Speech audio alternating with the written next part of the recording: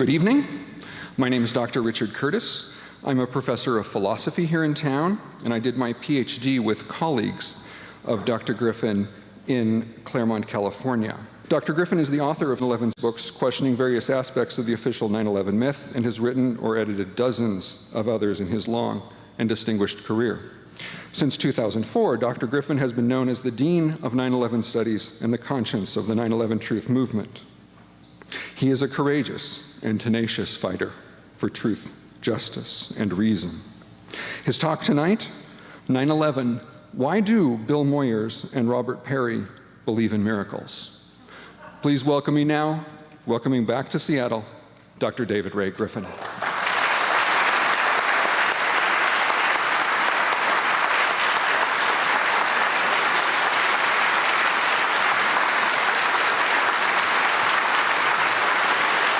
It has now been almost 10 years since the 9/11 attacks.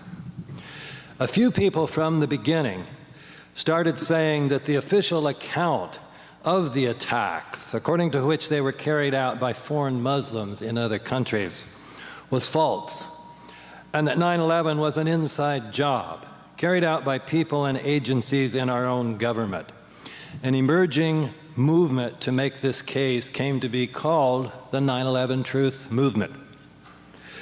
This movement argued from the beginning that 9/11 was a false flag attack designed to allow the Bush-Cheney administration and its Pentagon to attack Afghanistan and then Iraq.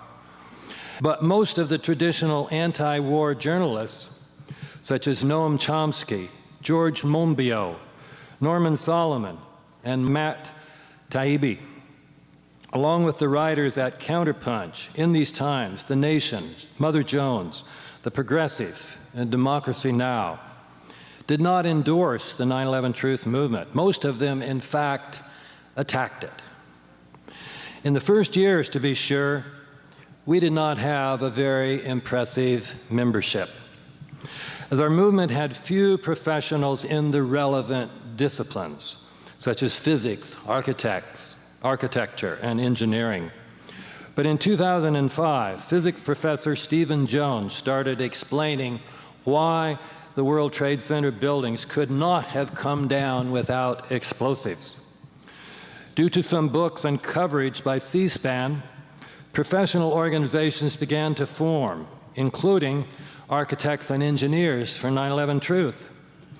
By now, we have a dozen professional organizations, including firefighters for 9/11 Truth, intelligence officers for 9/11 Truth, journalists for 9/11 Truth, medical professionals for 9/11 Truth, military officers for 9/11 Truth, political leaders for 9/11 Truth, religious leaders for 9/11 Truth, scientists for 9/11 Truth, and veterans for 9/11 Truth. The 9/11 Truth Movement is now very impressive in both size and professional membership. Progressive journalists in general have not availed themselves of the evidence provided by the 9/11 Truth Movement to argue against the legitimacy of the so-called war on terror.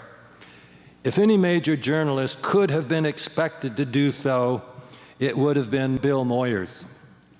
His 2007 program on the secret government exposed ways in which presidents have deceived the people to promote war.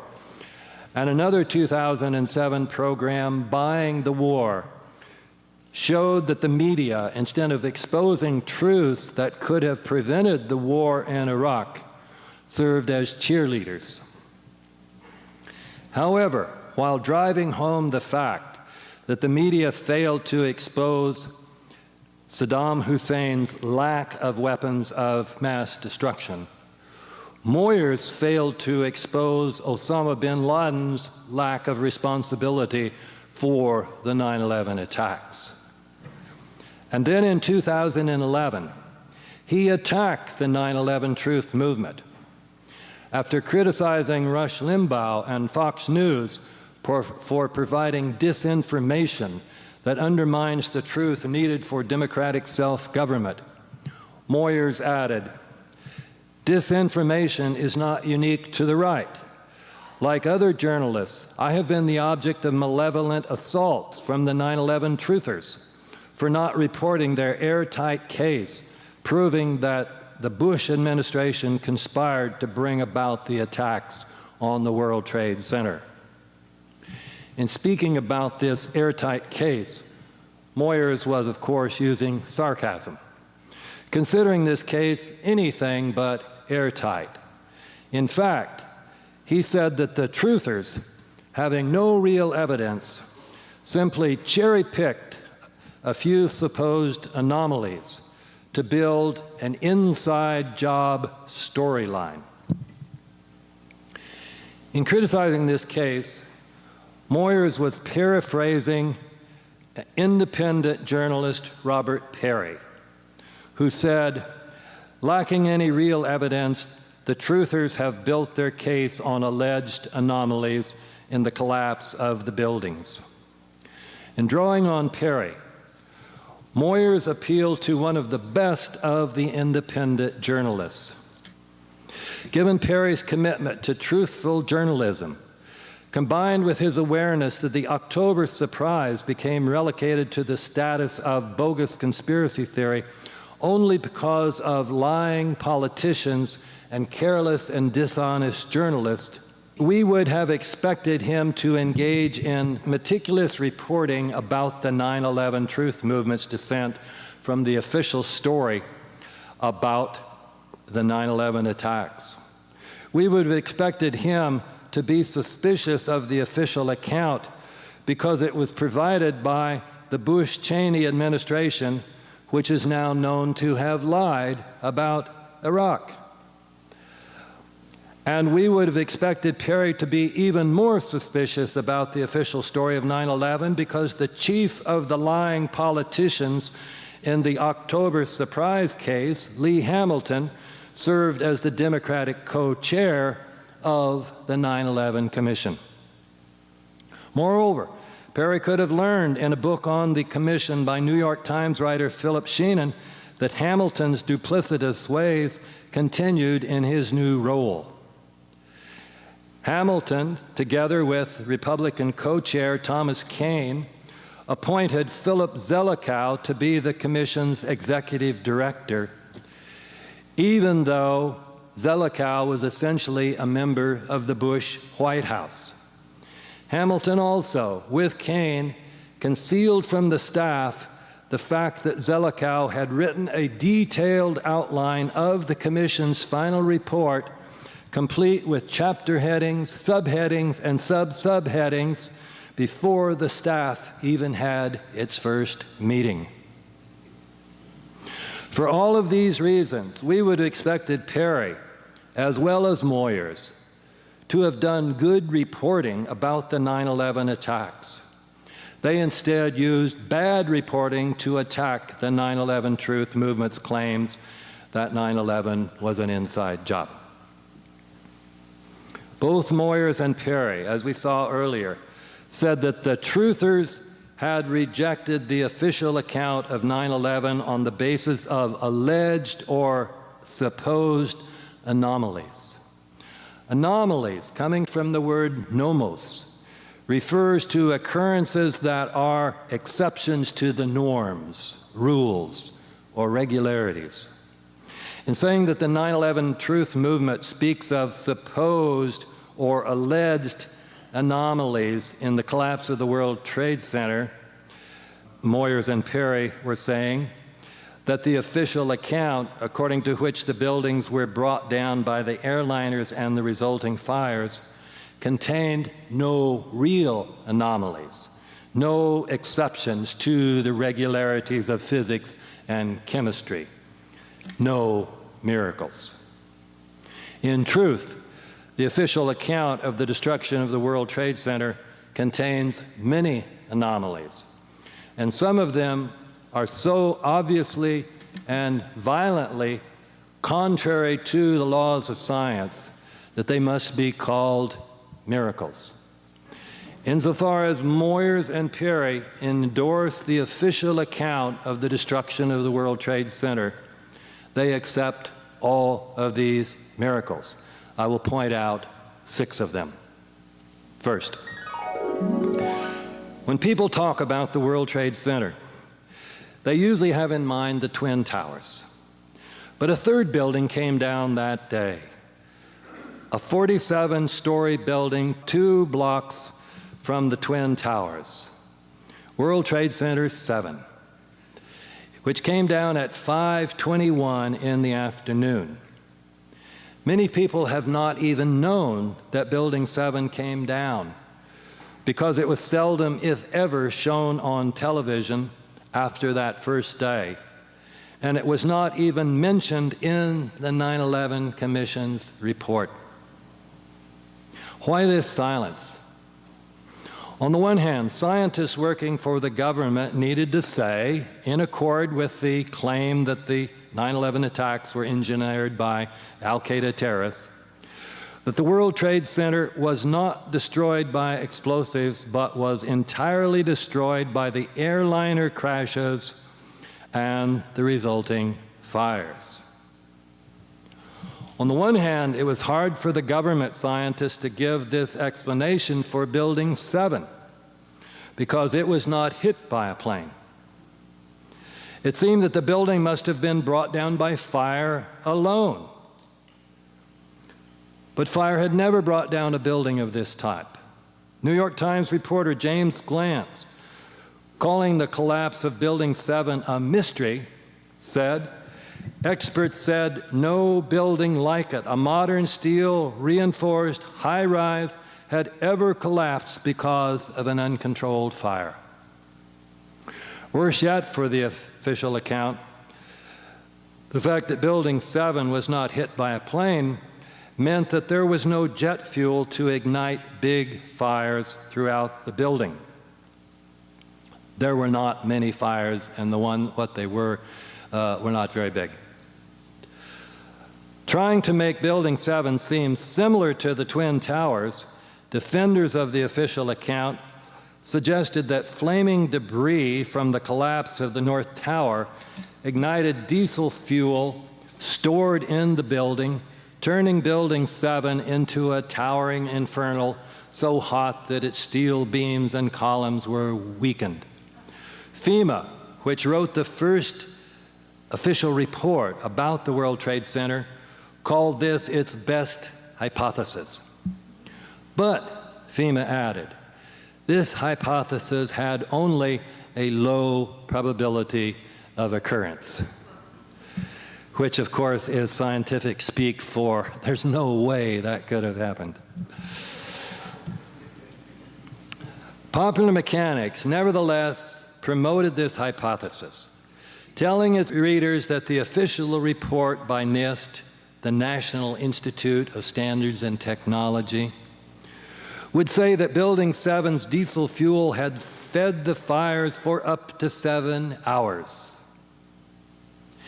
In a second effort to make Building 7's collapse similar to that of the Twin Towers, Popular Mechanics said that although this building was not hit by a plane, it was far more compromised by falling debris than the FEMA report indicated. Popular Mechanics thereby intended to refute the 9/11 Truth Movement's claim that the official account is implausible by virtue of portraying Building 7 as the only steel-framed high-rise to have come down because of fire alone.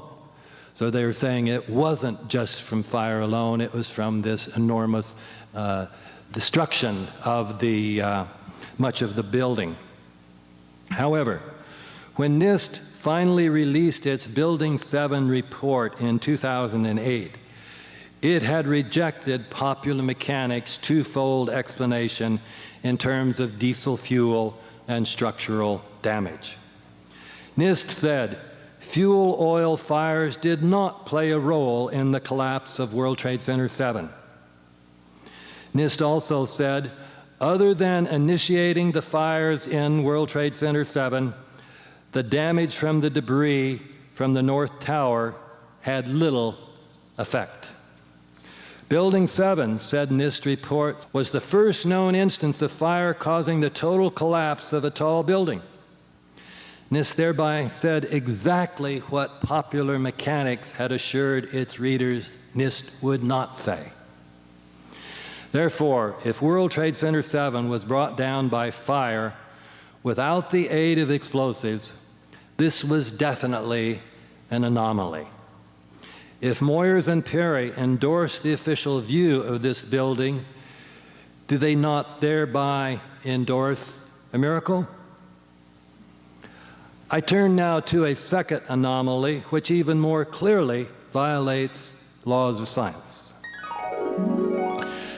Building 7 collapsed symmetrically, meaning that it came straight down, having an almost perfectly horizontal roof line.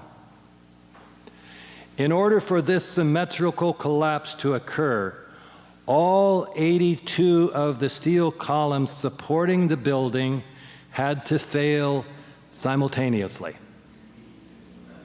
It is difficult to imagine how this symmetry could have resulted without explosives. Perhaps people may think that if the building had been entirely engulfed by fire, so that the fire was symmetrical, all 82 of its columns might have failed simultaneously, producing a symmetrical collapse. History teaches, however, that it is impossible for fire to cause a steel frame building to collapse. It would have been even more obviously impossible for the fires of Building 7, being on only a few floors, to have produced a symmetrical collapse.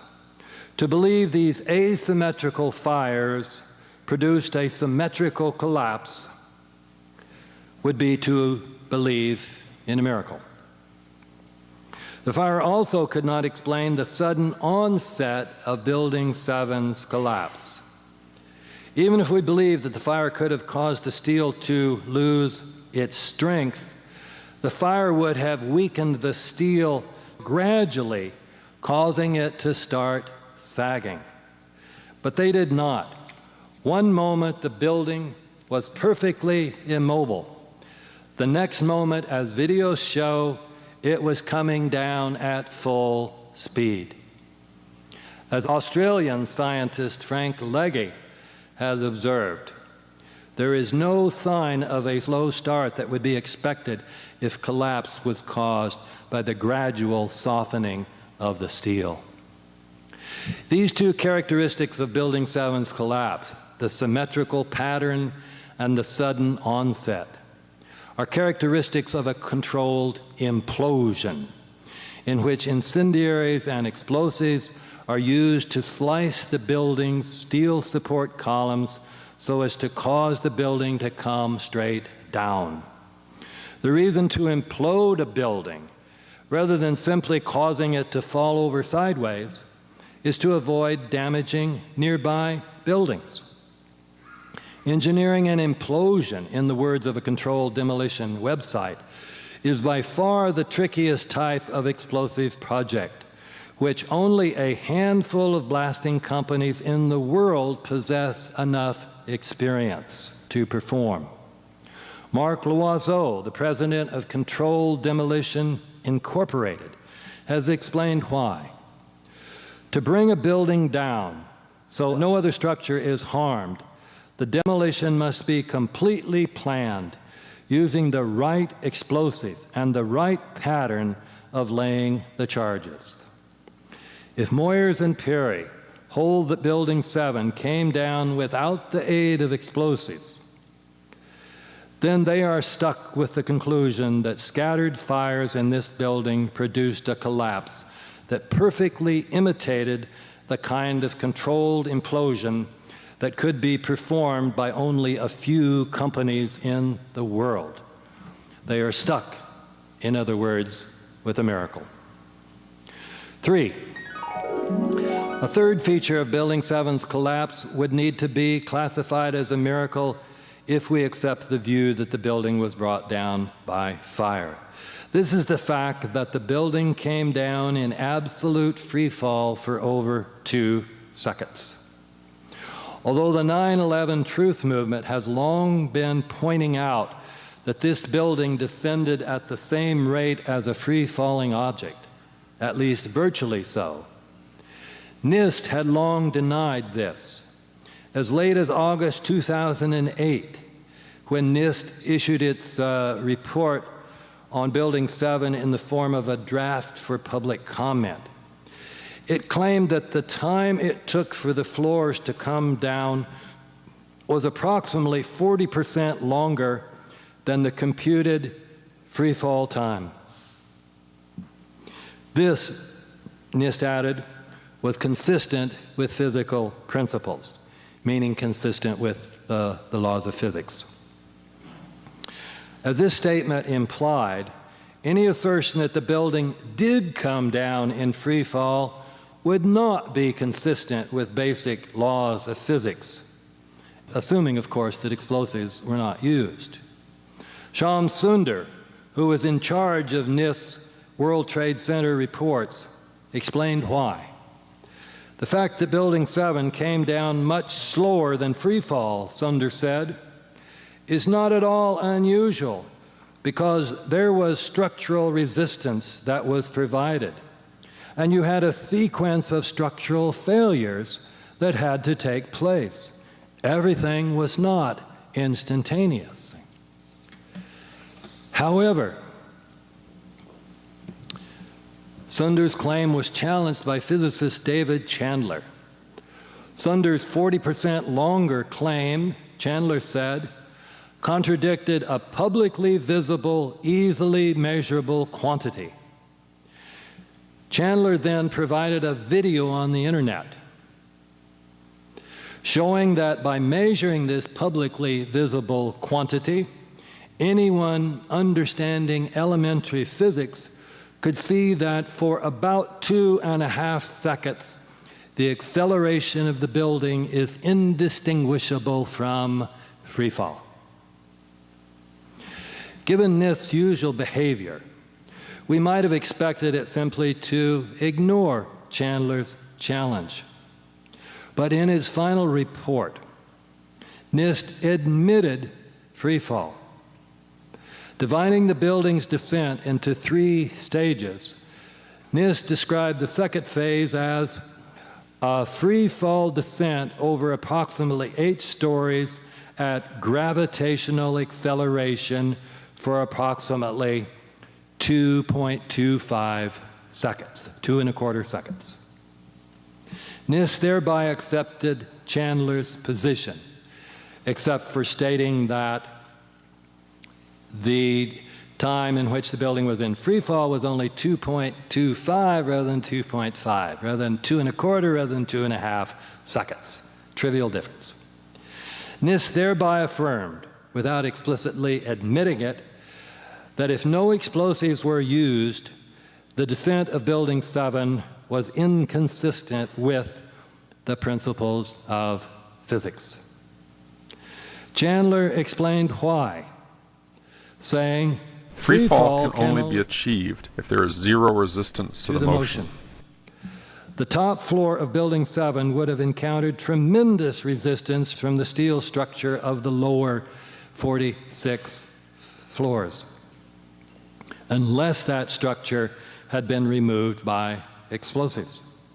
Shyam Sunder himself, assuming that explosives were not used, had said in August that a free fall descent of Building 7 would have been impossible because a free-falling object would be one that has no structural components below it to offer resistance.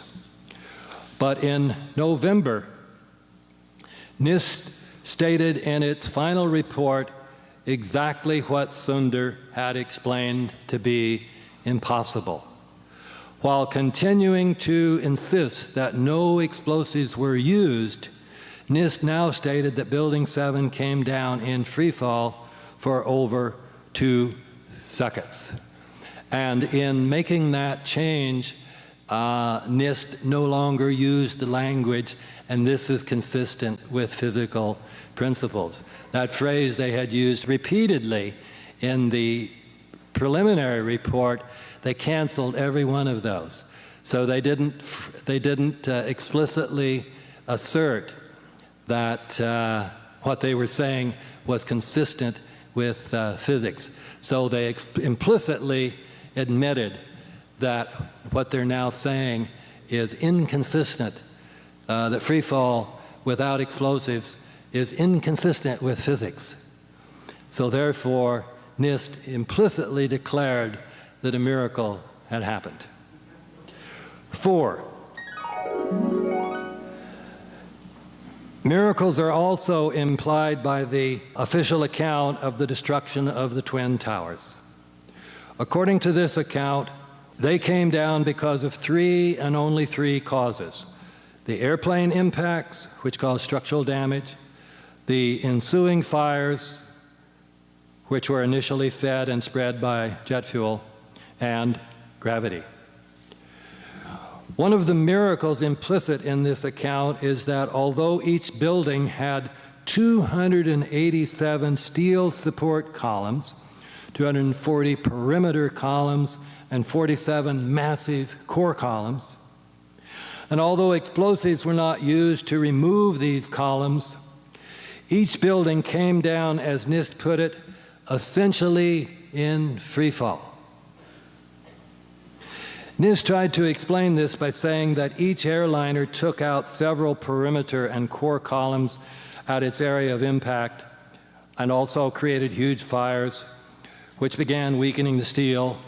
After a period of time, 56 minutes for the South Tower and 102 minutes for the North Tower, the massive top section of each building at and above the fire and impact floors fell down on the lower section, which could not resist the tremendous energy released by the downward movement.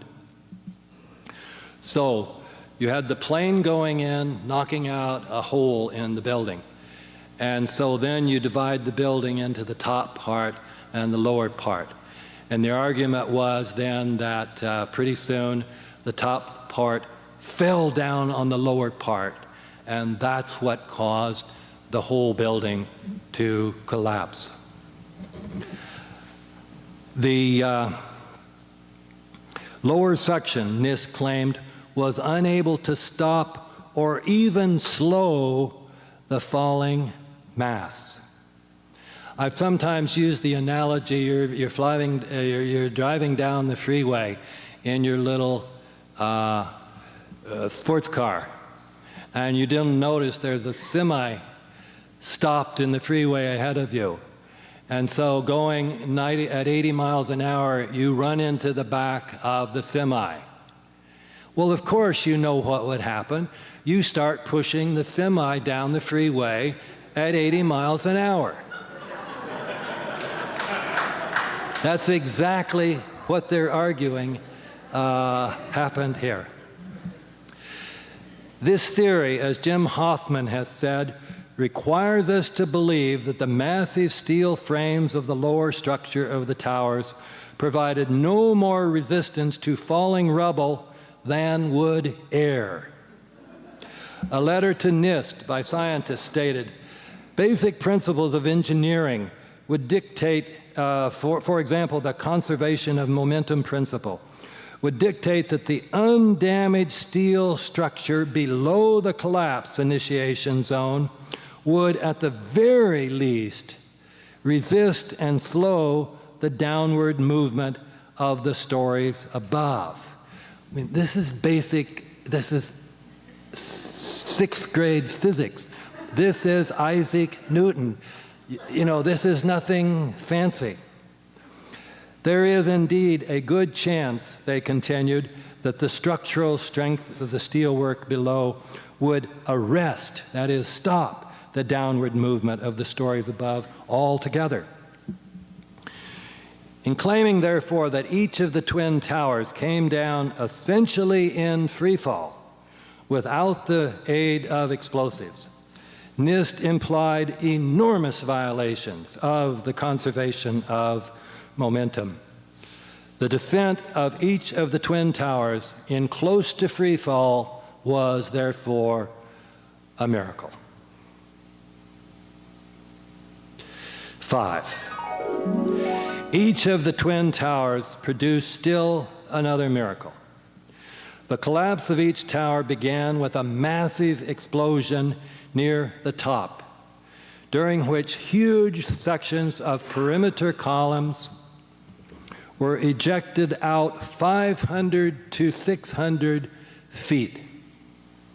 Some of these sections of steel implanted themselves in neighboring buildings, as can be seen in videos and photographs.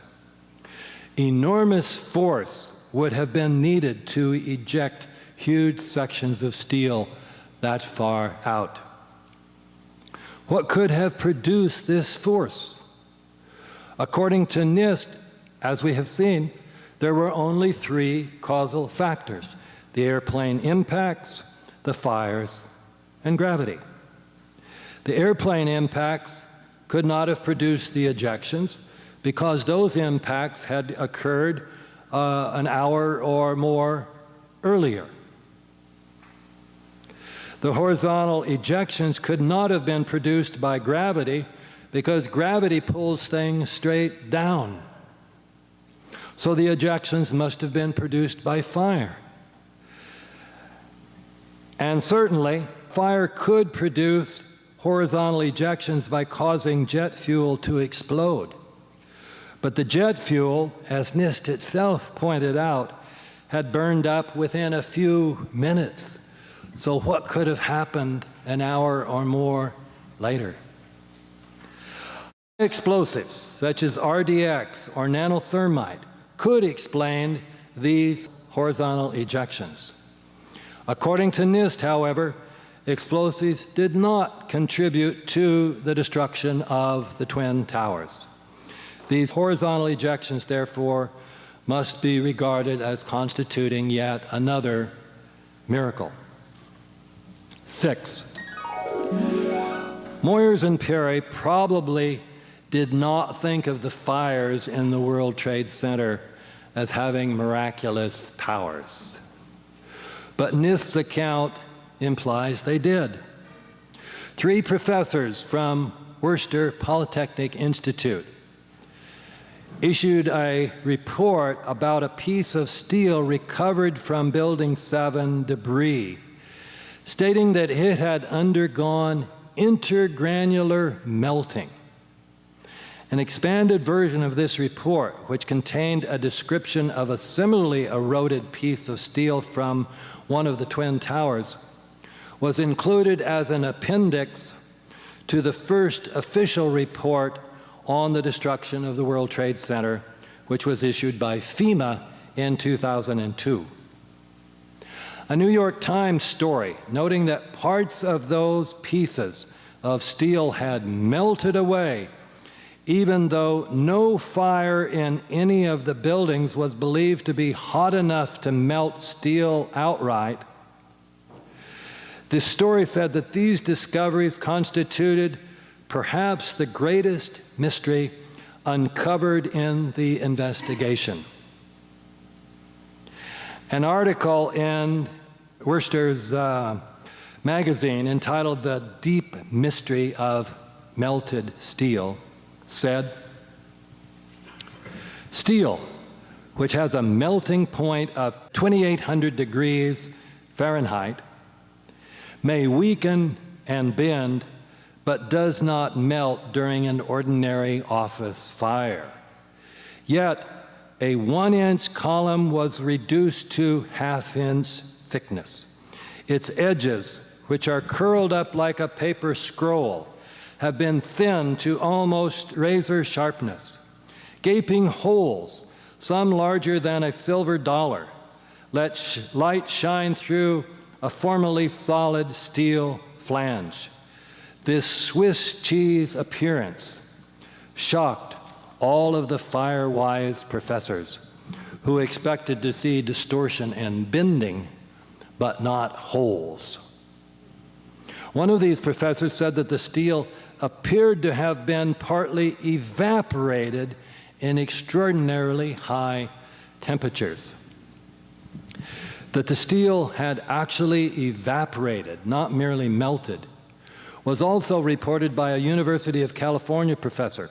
Speaking of a horizontal I-beam from Building 7, he said, parts of the flat top of the eye, once 5/8 of an inch thick, had vaporized. The melting point of steel is 2,800 degrees Fahrenheit, and the boiling point is approximately 5,000 degrees Fahrenheit. But NIST said that the fires were ordinary hydrocarbon-based building fires, the maximum temperature of which would be 1,800 degrees Fahrenheit. If Moyers and Perry accept the official story about the World Trade Center buildings, they must believe that these fires had miraculous powers. Further evidence of these miraculous powers was found by the R.J. Lee Group, a scientific research organization that was hired by Deutsche Bank to prove for insurance purposes that the dust contaminating its buildings after 9/11 had resulted from the destruction of the World Trade Center. The R.J. Lee Group showed that the dust in the bank shared the unique chemical signature of the World Trade Center dust in general, part of which was spherical iron particles. The existence of these particles, R.J. Lee said, proved that iron had melted during the World Trade Center event. And yet the melting point of iron is, as we've seen, 2,800 degrees Fahrenheit, whereas ordinary building fires could not have exceeded 1,800 degrees Fahrenheit.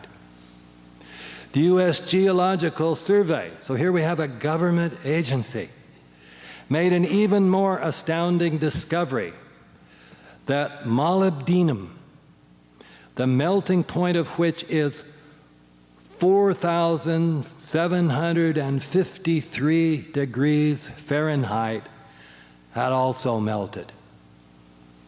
Molybdenum is known as a metal with about the highest melting point. So if Moyers and Perry reaffirm the official story, they must assume that the World Trade Center fires had miraculous powers.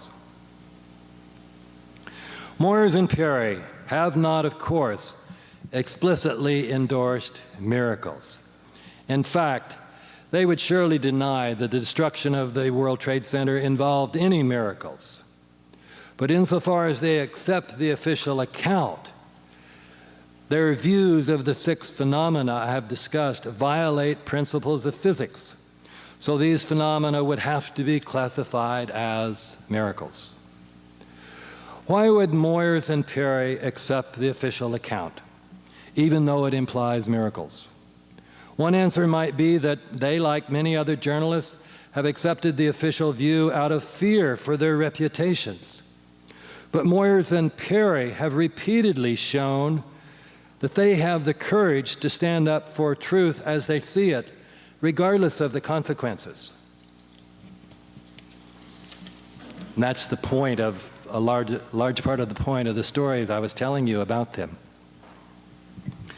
So why did Perry, who was wrongly charged with making baseless accusations about the October surprise, why did he wrongly charge truthers with making unsubstantiated and bizarre claims about controlled demolitions? As we have seen, there is nothing unsubstantiated about the claims that the Twin Towers in Building 7 were brought down by means of explosives. Perry claims that scientists and engineers have provided plausible explanations for the official view. But only a handful of scientists and engineers have stated in print that they see nothing wrong with the official view, and most of them have been dependent upon the government. Remember here Upton Sinclair's famous dictum, "It is difficult to get a man to understand something when his salary depends upon his not understanding it." By contrast, thousands of professionals, including architects, engineers, firefighters, intelligence officers, military officers, and scientists, have publicly stated that the official view cannot be true. I mentioned firefighters. 118 of the 500 members of the New York Fire Department were asked to give oral histories, to give their reports of what they experienced that day. They were not asked questions. They were just told, tell us what you experienced that day. No leading questions. 118 of them volunteered the information that they experienced what seemed to be explosives in the buildings. Perry has unfairly been called a nut because of his persistence in laying out the evidence for the October surprise. Why did he, on the basis of inadequate study, turn around and say to label the truther version of the 9/11 events nutty would seem an understatement? Moyers has done equally poor reporting about 9/11. Observing that America seems more and more unable to deal with reality, Moyers rightly said in his 211 lecture that many people inhabit a closed belief system on whose door they have hung the "Do Not Disturb" sign. But Moyers' own belief system has evidently made him unable to deal with the reality revealed by the 9/11 Truth movement. Moyers' bias against 9/11 Truth was manifested 3 years before his 2011 statement. On February 1, 2008, in preparation for the presidential election, the Bill Moyers Journal asked viewers, "What one book do you want your next president to read?" The next week, Moyers named the 3 books receiving the most votes, while adding, "We detected only one organized campaign against a certain book, and we disqualified it as a result." The book in question, viewers learned the following week, was my 2007 book, Debunking 9/11 Debunking, which was the book that actually received the most votes by far. Was the alleged organized campaign the real reason why this book was disqualified? It would seem not, for 3 reasons. First, Moyers had not, in explaining the contest, said anything about disallowing organized campaigns.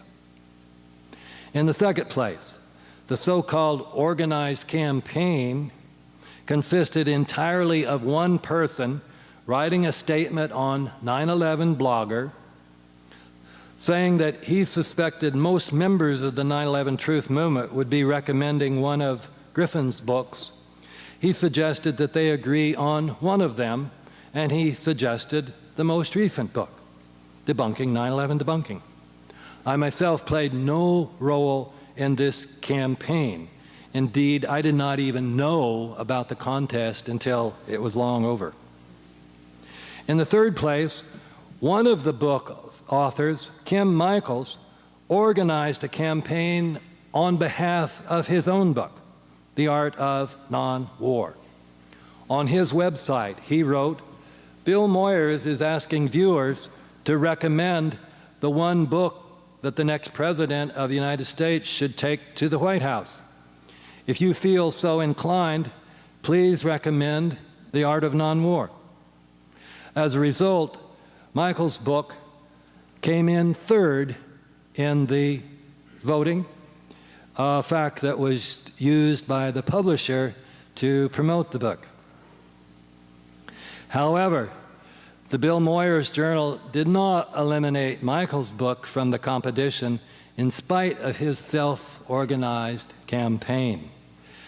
In justifying the exclusion of my book because of signs of an orchestrated campaign, Moyers said, "I wouldn't call it a conspiracy, but I wouldn't call it fair either." But if unfairness was the reason why my book was excluded, the Michaels book, the campaign for which could have easily been detected, should have been excluded. It would seem, therefore, that my book was excluded because Bill Moyers did not want to announce that his program had recommended my book with its claim that 9/11 was an inside job. By taking Moyers' treatment of my book in 2008, together with his 2011 attack on truthers, we can see that he, like Perry, has made charges against the 9/11 truth movement that are not justified by the empirical evidence. I have yet another question for Moyers and Perry. Given their negative characterization of people they call truthers, such as Moyers' statement that they employ sophistry, and Perry's charge that they have preposterous notions, one would assume that none of their esteemed friends would have anything good to say about such people. But one of Moyers' most esteemed friends was William Sloane Coffin, who after leaving the CIA became famous as a preacher, an anti-Vietnam War activist, and a leader of the civil rights movement. Moyers interviewed Coffin in 2004 and then spoke at his funeral in 2006. Shortly before his death, Coffin wrote, "All Americans who love their country enough to dig into the facts of these critical times will be well rewarded by examining Professor Griffin's books. 9/11 truth is a very important issue with the power to bring lasting change to our country." Another of Moyers' esteemed friends whom he interviewed is Joseph Huff, who at the time was the president of Union Theological Seminary. Huff wrote a blurb for my first 9/11 book, saying that it ought to be read by any American who values democracy. One of Perry's esteemed friends is Ray McGovern, who as a CIA analyst prepared the President's Daily Brief for 3 presidents, and more recently founded Veteran Intelligence Professionals for Sanity. McGovern wrote endorsements for 2 of my 9/11 books, saying about one of them that he hoped readers did not prefer the comfort of acquiescing to the official version of 9/11 and the imperial wars that it facilitated. How would Moyers and Perry reconcile the comments by these esteemed friends with their negative treatment of truthers? I do not know. But can we at least understand why Moyers and Perry developed such hostility to the 9/11 truth movement? Might the explanation be that the spin machine has been so effective in presenting the 9/11 truth movement as kooky that Moyers and Perry simply accepted this view and never seriously looked at the best evidence? I suspect that this is part of the evidence. Although Perry charged truthers with being guilty of anti-empiricism, it is Perry and Moyers who have violated the need for empiricism about 9/11, for which I called, incidentally, in the lecture I gave in Seattle in 2007, 9/11, Let's Get Empirical. However, whereas Moyers and Perry's anti-empiricism about 9/11 is probably due in part to the spin machine, this surely cannot be the whole answer. Perry and Moyers both know how effective the spin machine can be with regard to any charge that would put the government in a bad light. So they would know the need to get behind the spin by examining the best evidence for the issue at hand. So why did they not do this with regard to 9/11? For many journalists and other people, the answer would be what I have called nationalist faith, the mythical belief that the American government would never deliberately do anything terribly evil. But Perry and Moyers have both reported stories that contradict this myth. We can distinguish, however, between the kinds of evils they have reported and the type of enormous evil to which Hitler alluded in his discussion of the big lie, in which he said, "Ordinary people more readily fall victims to the big lie than the small lie, since they themselves often tell small lies in little matters, but would be ashamed to resort to large-scale falsehoods.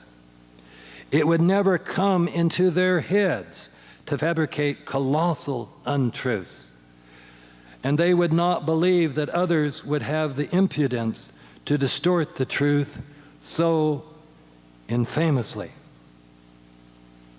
I suspect that, although Moyers and Perry have been more than willing than most American journalists to expose ugly truths about American political and military leaders, they drew the line at 9/11. For American political leaders to have planned 9/11, they felt, would have been so evil, and the resulting lie would have been so colossal, that they could not believe that any American politicians, even Bush and Cheney, would have done it. The very idea that 9/11 could have been an inside job, Perry said, is preposterous. Any right-thinking person would know this, and so one could know the claim of the truthers to be false without delving into their arguments. One can know a priori, they seem to say, the falsity of their claim that explosives brought down the Twin Towers and Building 7. One does not need to know why the buildings came down to know that they were not brought down by explosives, because explosives would mean that it was an inside job, and this idea is preposterous. The truthers are so obviously wrong from their point of view that it is not necessary to study their writings. The truth about 9/11 is provided by the NIST reports and the Popular Mechanics books, both of which Perry recommended. Perhaps David Ray Griffin wrote a book criticizing Popular Mechanics and the NIST report on the Twin Towers, and another entire book on Building 7. But Moyers and Perry could know without reading them that these books could be safely ignored. Perhaps Moyers and Perry are now aware that the 9/11 truth movement contains hundreds of architects, engineers, lawyers, and scientists, but the very fact that these people have become truthers show that something must be wrong with their thought processes. This is my answer to the question, why do Bill Moyers and Robert Perry endorse the official story about 9/11, even though this story implies that massive miracles occurred on 9/11? Perry and Moyers have fallen for the big lie. Whereas they would usually, as Norman Solomon said about Perry, follow the trail of truth wherever it leads, Moyers and Perry did not follow the trail of truth laid down by the 9/11 truth movement. Whereas Perry said that journalists should not accept patently absurd reasoning, he and Moyers accepted NIST's patently absurd claims about the Twin Towers and Building 7. Perry said that time spent on 9/11 means that real crimes get neglected. But 9/11 is the biggest crime in American history. Perry said consortiumnews.com, he started it because he feared that the decline of the U.S. press corps foreshadowed disasters that would come when journalists failed to alert the public about impending dangers. But Perry has not used consortium.news to inform the public about the dangers that will continue to grow every year that the truth about 9/11 is not exposed. Perry rightly said that the fight for honest information is a battle for the future of American democracy. And Moyers said that he and Bill Coffin agreed a few years ago that democracy had reached a fork in the road, one fork of which leads to an America where military power serves empire rather than freedom.